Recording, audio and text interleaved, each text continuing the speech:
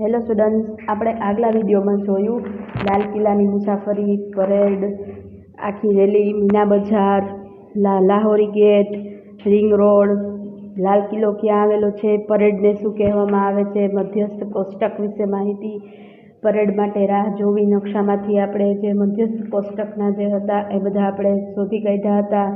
પછી રાષ્ટ્રપતિ ભવન અને ઇન્ડિયા ગેટ વિશે આપણે માહિતી મેળવી.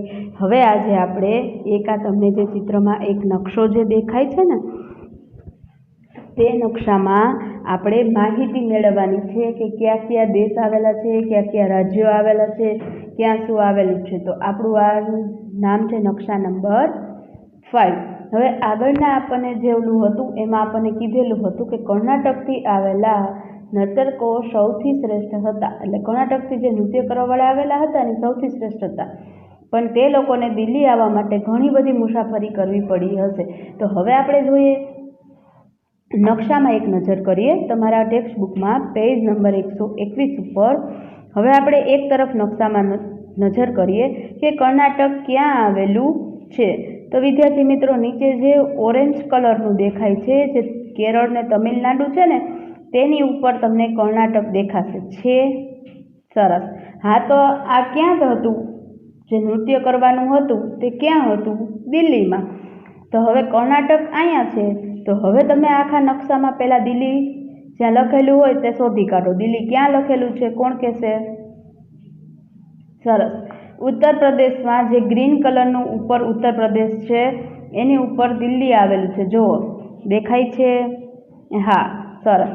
તો હવે કર્ણાટક અને દિલ્હી વચ્ચે કેટલું અંતર થયું? ખૂબ લાંબુ અંતર થયું. તો કે હા.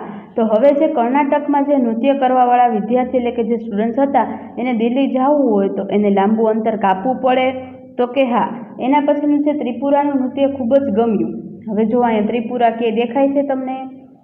હવે ત્રિપુરાથી જે નૃત્ય કરવાવાળા સ્ટુડન્ટ્સ આવ્યા હતા ને એનું નૃત્ય એને ખૂબ જ ગમ્યું. ત્રિપુરા અને સિક્કિમ દિલ્હીથી દૂર છે, જ્યારે હરિયાણા અને ઉત્તરાખંડ દિલ્હીથી નજીક છે. હવે જો ત્રિપુરા અને સિક્કિમ તમે ગોતો, આમાં ત્રિપુરા ક્યાં છે અને સિક્કિમ ક્યાં છે? જો સિક્કિમ ઉપર પીળા કલરમાં દેખાય છે. સરસ. તો હવે ત્રિપુરા ક્યાં છે? એની બાજુમાં જ છે, દેખાય છે? સરસ. તો હવે એની નજીક શું આવેલું છે?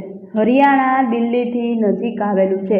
તો દિલ્હીમાં જ્યાં આપણે ગ્રીન કલર ઉત્તર પ્રદેશની ઉપર જે જોયું ને એની જ બાજુમાં એટલે કે જરાક ઉપર હરિયાણા તમને દેખાશે, જે કેસરી કલરમાં લખેલું છે. નકશાના સ્ટાર્ટિંગમાં પહેલા જમ્મુ કાશ્મીર, હિમાચલ પ્રદેશ, પંજાબ અને પંજાબની નીચે શું આવેલું છે? હરિયાણા. આ સાઈડ શું આવેલું છે? ઉત્તરાખંડ. સરસ. એ આપણે જોયું. તો હવે આપણે નકશામાં જોઈએ તો પહેલા વિદ્યાર્થી મિત્રો, નકશામાં 4 દિશા દર્શાવેલી છે: પૂર્વ, પશ્ચિમ, ઉત્તર, દક્ષિણ. બરાબર. હવે કયું રાજ્ય કોની બાજુમાં?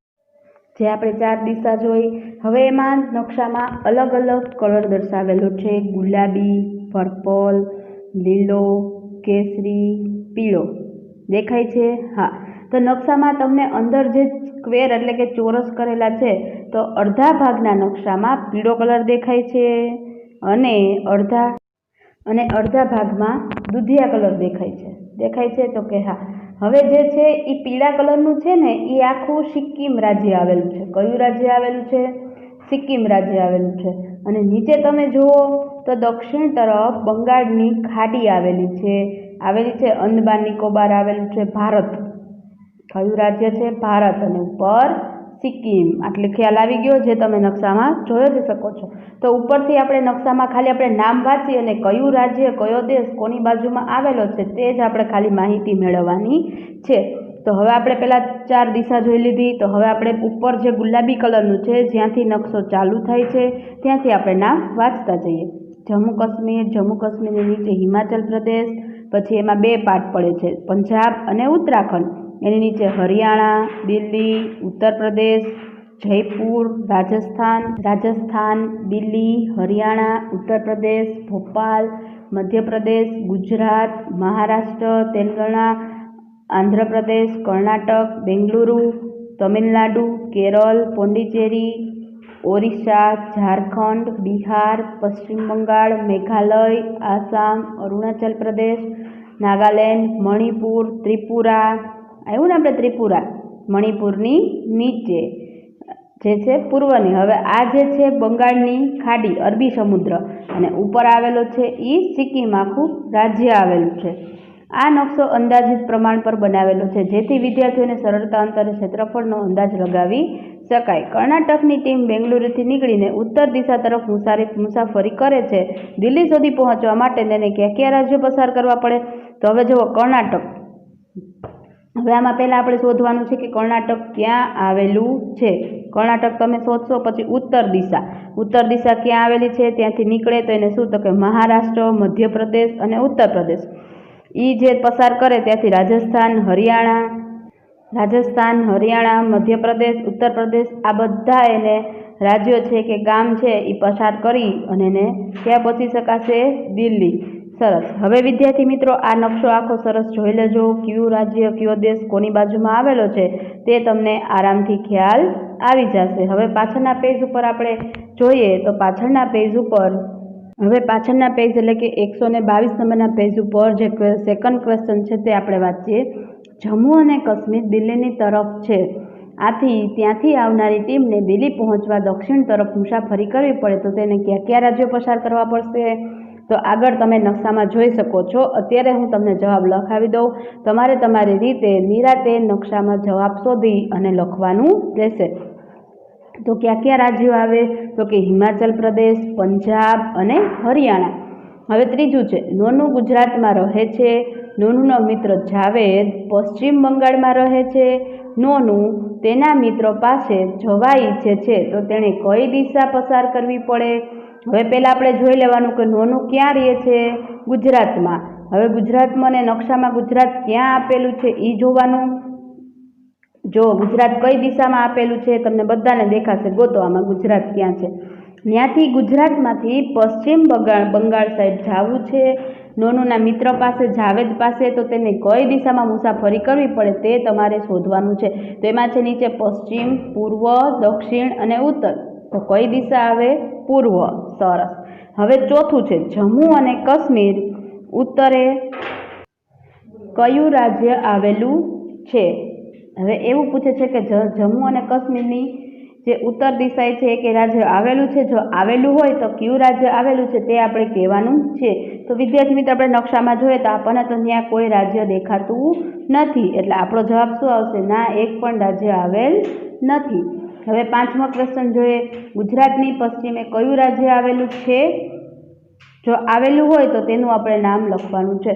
તો હવે મેં એક નિરીક્ષણ કર્યું છે કે ગુજરાતની જે પશ્ચિમ દિશા છે ત્યાં એકેય રાજ્ય આવેલું નથી. તો આપણો આન્સર શું આવશે? ના, એક પણ નહીં. હવે છે નકશા પર 1 સેન્ટીમીટર અને જમીન પર 200 કિલોમીટર સ્કેલનો ઉપયોગ કરી અને શોધી કાઢવાનું છે. હવે એમાં એ છે દિલ્હીથી જયપુર લગભગ કેટલું દૂર છે? અંદાજ લગાવો કે કેટલું તે દૂર છે. હવે જો એને શું કીધું છે? નકશા પર 1 સેન્ટીમીટર અને જમીન પર 200 કિલોમીટર. અને તમારે જમીન પર 1 સેન્ટીમીટર બરાબર કેટલા કિલોમીટર લેવાનું છે? 200 કિલોમીટર. તો જેમાં સી જવાબ આવશે 250 કિલોમીટર. એના પછીનું છે 7મો ક્વેશ્ચન છે, નકશો જુઓ અને કહો કયું રાજ્ય અન્ય 4 રાજ્યોથી ઘેરાયેલું છે? તો જુઓ કયું રાજ્ય છે? કોણ કહેશે? કયું છે? જુઓ મધ્યપ્રદેશ. સરસ. હવે બી છે, કયા રાજ્યનું ક્ષેત્રફળ સૌથી વધુ છે? જો તેનું નામ નકશામાં ન હોય તો તમારા શિક્ષક કે માતા પિતાને પૂછો અને શોધી કાઢો. આ તમારે તમારી જાતે ઘરે પેરેન્ટ્સને પૂછી અને જવાબ લખવાનો છે. આમાં મેં જવાબ લખી જ દીધો છે પણ તમારી જાતે તમારે પ્રયત્ન કરવાનો છે. હવે એના પછીનું સી છે, કયા રાજ્યનું ક્ષેત્રફળ સિક્કિમના ક્ષેત્રફળ કરતાં 8 ગણું છે? ઉત્તર પ્રદેશ, ત્રિપુરા, મહારાષ્ટ્ર કે હિમાચલ પ્રદેશ? હિમાચલ પ્રદેશ. સરસ. હવે છે રાજસ્થાનનું ક્ષેત્રફળ એ પંજાબના રાજ્ય ક્ષેત્રફળ કરતાં લગભગ કેટલા ગણું છે? તો કે 7 ગણું. હવે આપણે એના પછીનો પેજ જોઈએ. હવે આપણે પેજ નંબર 123 ઉપર જોઈએ સમુદ્ર. તો પહેલાં આપણને ખબર હોવી જોઈએ કે સમુદ્ર કિનારો એટલે શું? તો કે સમુદ્ર કિનારો એટલે દરિયા કિનારો. હવે સમુદ્ર કિનારોનો કોઈ અંત હોતો જ નથી, જે આપણને પણ ખ્યાલ છે. તે એકદમ વિશાળ હોય છે. હવે બુકમાં જોઈએ, બાલા સમુદ્ર કિનારે ઊભો રહીને વિશાળ સમુદ્ર જોઈ રહ્યો છે. બાલા નામનો છોકરો છે જે દરિયા કિનારે ઊભો રહ્યો છે અને તે વિશાળ જે દરિયો જાય છે તે જોઈ રહ્યો છે. તેને સમુદ્રનો અંત નથી એવો ભાસ થાય છે. શું તે સમુદ્ર જોયો છે? તમે સમુદ્ર જોયો છે? તો કે હા. ચિત્રમાં સમુદ્ર ક્યાં છે? બાલાની સામે. ભારતના નકશામાં સમુદ્રને શોધી કાઢો. જે તમારે ભારતના નકશામાં સમુદ્ર લખેલું જ છે પણ ક્યાં લખેલું છે તે તમારે શોધવાનું છે. નકશામાં સમુદ્રને કયા રંગથી દર્શાવવામાં આવ્યું છે? હવે એમાં તમે જોજો કયો કલર છે તો કે વાદળી. જેની એક તરફ સમુદ્ર હોય તેવા રાજ્ય પર નિશાની કરો. એક એવા રાજ્યનું નામ આપો કે જેની એક પણ તરફ સમુદ્ર ન હોય. તો કે કયું રાજ્ય છે? મધ્યપ્રદેશ.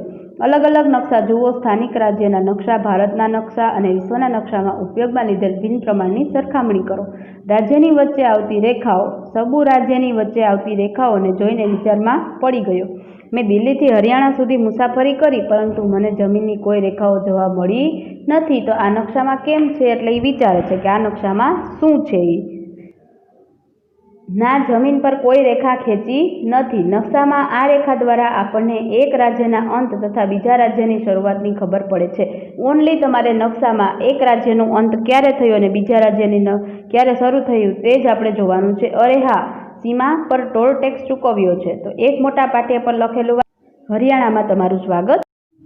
હવે એના પછીના પેજ ઉપર પેજ નંબર 124 ઉપર શહેરો વચ્ચેનું અંતર. નકશામાં 5 શહેરો આપેલા છે. ક્યાં ક્યાં શહેરો છે? તો કે છોલઘાટ, ઠોકળાબાદ, ભેલપુર, બરફીનગર અને ઇડલીપુર. નકશામાં ઇડલીપુર અને બરફીનગર વચ્ચે કેટલું અંતર છે તે આપણે શોધવાનું છે. હવે તમે જુઓ 1 સેન્ટીમીટર બરાબર આપણે 1 કિલોમીટર જોવાનું છે. જેમાં આપણે નીચે આપેલું જ છે. તો કેટલા સેમી આવશે? 5 સેમી આવશે. ઇડલીપુરથી બરફીનગર જવા માટે હવે એ બધા તમારે ક્વેશ્ચન આન્સર એમાં મેં જવાબ પણ લખેલા છે. તમારે તમારી જાતે સ્કેલ વડે માપ લઈ અને કેટલા કિલોમીટર થશે તે તમારે શોધવાનું છે. એના પછીનું નીચેનું છે આશાની શાળા. એક આ આખી શાળા છે. આપણને કેમ આપણે મકાન બનાવીએ તો આપણને એક આખું પહેલાં નમૂનો રેડી કરી આપે. તો એમાં છે સભા મેદાન, હોલ, બગીચો, દરવાજો, બારી, રમતનું મેદાન, કાર્યાલય, મુખ્ય દરવાજો. આ બધું દર્શાવેલું છે કે ક્યાં શું આવેલું છે. જે તમારે નોટિસ કરવાની છે કે કબાટ ક્યાં આવેલું છે, ક્રિકેટનું મેદાન ક્યાં આવેલું છે, બ્લેકબોર્ડ ક્યાં આવેલો છે, પછી જે બ્લેકબોર્ડની બાજુમાં જે બારી છે એ ક્યાં આવેલી છે. તમારે આ ઓનલી જોઈ અને જે સામેના પેજ ઉપર છે તેના પ્રશ્નોના જવાબ આપવાના છે. જે નકશા નંબર 7 ઉપરનો નકશો 6. હવે સામેના પેજ ઉપર તમને દેખાય જ છે કે કયા પ્રશ્નના જવાબ છે. જેમાં મેં જવાબ પણ લખેલા જ છે. જે તમારે આમાંથી શોધીને જ ખાલી લખવાના છે. હવે છે જો બ્લેકબોર્ડ ને પાટલીઓ અને દરવાજો અને નોટિસ બોર્ડ, ડિસ્પ્લે બોર્ડ, કબોટ, બારી, બારણાઓ ક્યાં આવેલું છે તે તમારે એમાં દર્શાવેલું જ છે. હવે એના પછીનું છે ધ્યાનથી જુઓ અને ઉત્તર આપો. હવે નકશા નંબર 8માં પણ તમારે આખું વ્યવસ્થિત જોઈ અને નીચે પ્રશ્નના જે જવાબ છે તે તમારે એમાં આપવાના છે. નીચેનામાંથી કયું બ્લેકબોર્ડની સામે જ બરાબર આવેલું છે? કબાટ, બારી, નોટિસ બોર્ડ કે ડિસ્પ્લે બોર્ડ? હવે જો બ્લેકબોર્ડ ઉપર છે એની સામે જ કયું છે? Display board. સરસ. એવી રીતે તમારે બી અને સીનો જવાબ નકશામાંથી હાથે ગોતી મહેનત કરી અને વધારે સરસ રીતે બધું વાંચવાનું છે. અને જ્યારે PDF આવે ત્યારે સરસ રીતે જે તમારી પહેલા સેમેસ્ટરની ફેરબુક હતી તેની પાછળથી જ બીજા સેમેસ્ટરની ફેરબુક કરી વ્યવસ્થિત સારા અક્ષરે લખવાનું છે.